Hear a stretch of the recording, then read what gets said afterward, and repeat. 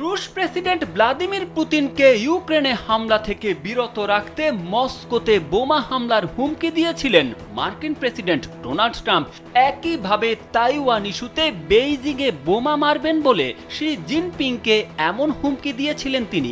সম্প্রতি ফাঁস হওয়া ট্রাম্পের একটি অডিও থেকে এমনটি জানা গেছে। তারপরেই বিষয়টি নিয়ে নেট দুনিয়ায় বেশ হইচই পড়ে গেছে। ট্রাম্পের অডিওটি সিএনএন-এর হাতে এসেছে। প্রতিবেদনে বলা হয়, তহবিল দাতাদের সঙ্গে গেল বছরের এক বৈঠকে ট্রাম্প দাবি করেন তিনি চীনের প্রেসিডেন্ট শি জিনপিংকে বোমা মারার হুমকি দিয়েছিলেন। তার ভাষ্যমতে, শি যদি তাইওয়ানে হামলা চালান, জবাবে যুক্তরাষ্ট্র বেইজিংয়ে বোমা ফেলবে বলে চীনা প্রেসিডেন্টকে হুঁশিয়ার করে দিয়েছিলেন। ফাঁস হওয়া ওই অডিওতে শোনা যায়, চীনা প্রেসিডেন্ট সম্পর্কে মার্কিন প্রেসিডেন্ট বলেন শি জিনপিং ভেবেছিলেন ট্রাম্প পাগল। তবে ট্রাম্প দাবি করেন শির সঙ্গে তার কখনো কোনো ঝামেলা হয়নি। সিএনএন-এর প্রতিবেদন অনুযায়ী ফাঁস হওয়া ওই অডিওতে ট্রাম্পকে বলতে শোনা যায় তিনি পুতিনকে বলেছিলেন সে যদি ইউক্রেনে হামলা বন্ধ না করে তাহলে তিনি মস্কোয় বোমা ফেলবেন। ট্রাম্প তাকে বলেছিলেন এছাড়া তার আর কোনো উপায় থাকবে না। তখন পুতিন ট্রাম্পকে বলেছিলেন তিনি তাকে বিশ্বাস করেন না,